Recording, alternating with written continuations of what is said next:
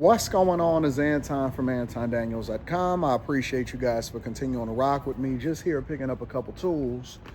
Need some extension sets in order to get this battery holder out inside of the Challenger. Something draining my battery. Blah, blah, blah, blah, blah. You'll see that tomorrow. But I've been seeing a lot of people talking about making sure that they boycott Target. Target is the biggest one. Target and Walmart and all of these different places. How you doing? All of these different places and these retailers. And so basically they got this mental list of all of the places that black culture and black people are supposed to be boycotting. I even seen a couple white women join in. Now, you know that white women always hijack the movement, the ones that are super liberal. That's what the whole civil rights hijacking of the movement became in the first place. That's why I got extended over to everybody, right? Because you've seen people now being designated as minorities, and it went from black people being liberated, which is one of the reasons why Birthright Citizenship came into place in the first place, is because it was actually for people who were born into this country whose parents were slaves, right? And then Birthright Citizenship has then been hijacked to include basically anybody that come over into the country and decide that they want to have a child on American soil so that that child can then have citizenship, and then they could be protected and they could say, oh my God, don't remove all families. And then that's the same thing that happened with the civil rights movement. It got hijacked by people that then included women in it so that they can have rights.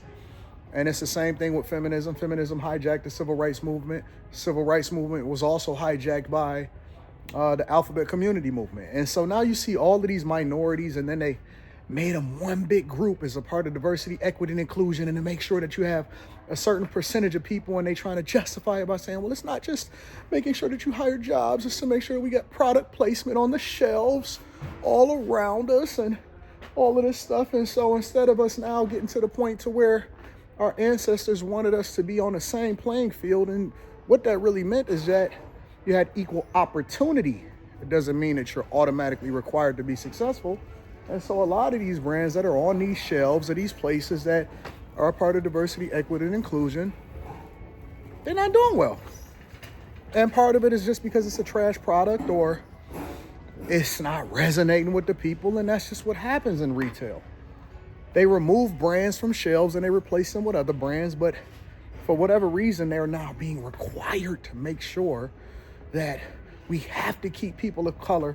And so we play an identity politics game in this whole situation. Don't mind me. This is what men do. For those of you that wasn't raised with a father, this is what men do. They come in to pick up one item or two items, and then they browse the whole store, and then they think of all of the different things that they need to work on and what they can change, and they spend their lifetime inside of Home Depot and Lowe's. But back to the point is that now everybody is going to boycott. And nobody cares. Guess what's going to happen? People are still going to take trips. The other places that y'all decide that y'all want to patronize, they still owned by the same people that y'all think own the other places. Why? Because most of them are publicly traded companies. And that means that I'm invested in them, and you're invested in them, and your 401k is invested in them, and your IRA is invested in them, because they're all a part of these funds. So then you say, well, I don't want to support all of these American companies because they're now removing diversity, equity, and inclusion. Who cares? Nobody cares. Life goes on.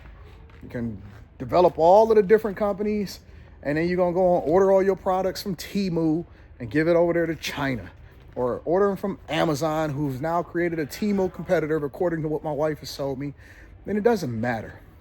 The fact of the matter is, people that are perpetual victims, meaning that no matter what happens, and they say, listen, everything should be merit-based.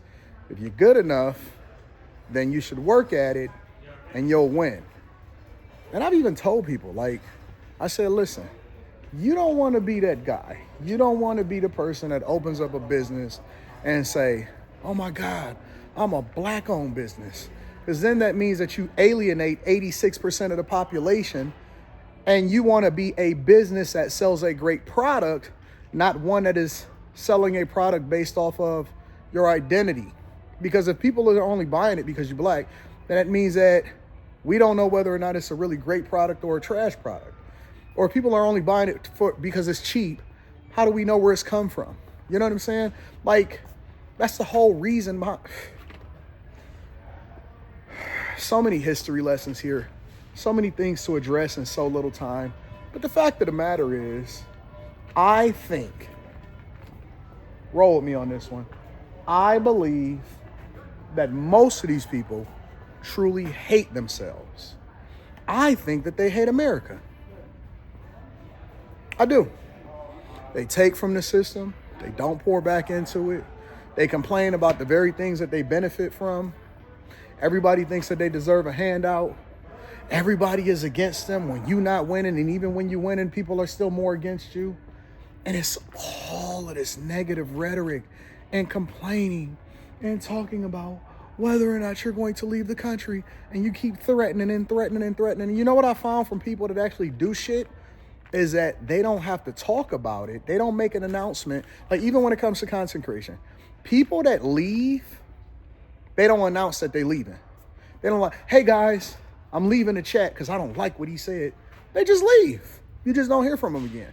And they disappear. And then you get more people. I don't see people losing followers. I don't see people's subscribers going down. If people that rock with you, they're just going to rock with you. If people don't want to rock with you, then they don't have to make an announcement. They don't have to get a posse together to say, oh my God, we're no longer supporting. Are they promoting growing trees?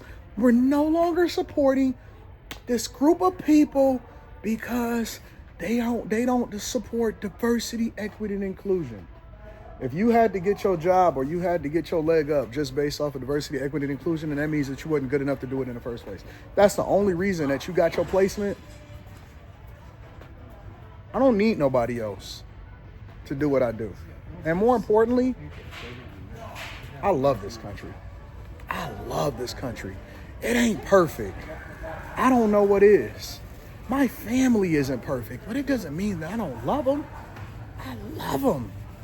And we used to be a country where nobody could say anything about your people except for you. You know what I'm saying? It's like, I could say something about my brother, but you can't. Not if you're not from here. We advocate more for people that's not even from here than for people that pour into the system. That's crazy. I seen an Asian woman, an Asian adopted woman, talking about, she was adopted by her white parents, talking about how she don't like her parents and all of this other type of stuff. You ungrateful hussy. Get your life together. We don't have no strong households because we ain't had no fathers. And we ain't had, I'm going to be honest with you, it wasn't enough discipline in those households. And that's why you see so many people running in the Victim Olympics, thinking that somebody owes them something. Everybody keep talking about what they deserve. You standing on the shoulders of giants, of people that actually died for your right to do the things that you're doing, and you don't even know your history. You don't even know why they did it. You don't even know where these laws came from in the first place. You standing on the shoulders of giants running in the Victim Olympics, and you ain't never did shit in this country, for this country, or by this country. Just not going for it, bro. I think these people hate this country. I think the enemy of this country a lot of times is living within. They were bred to be agents of chaos. And some people are never going to be happy. That's why we love Trump. It's because we removing all of the barriers. We ain't got to like every single thing that he does, but we absolutely going to stand on business when it comes to doing the thing that we supposed to do when we supposed to do it. And it ain't no more handouts. You have to stand on your own too. First they complain that they segregated, then they complain that they don't get the opportunity. Which one is it, big dog? You gonna whine, or you gonna complain, or you gonna run it up? I love this country. Greatest country on the face of this earth. Nowhere where I would rather be than the good old US of A. And I've traveled to a lot of places, inside, outside of the country. No place that I'd rather be than inside of this good old US of A. You know what I'm saying? But y'all let me know what y'all think inside of the chat. Make sure y'all tap into the Patreon. Link is in the description. Also, T Chenley, 40% off your first order plus 20% off for life. I love you guys. I appreciate you. I'm going to holler at you later. I got to pay for my stuff. And the good old US of A. From American retailers that no longer support diversity, equity, and inclusion. I'm with it. I'm with it.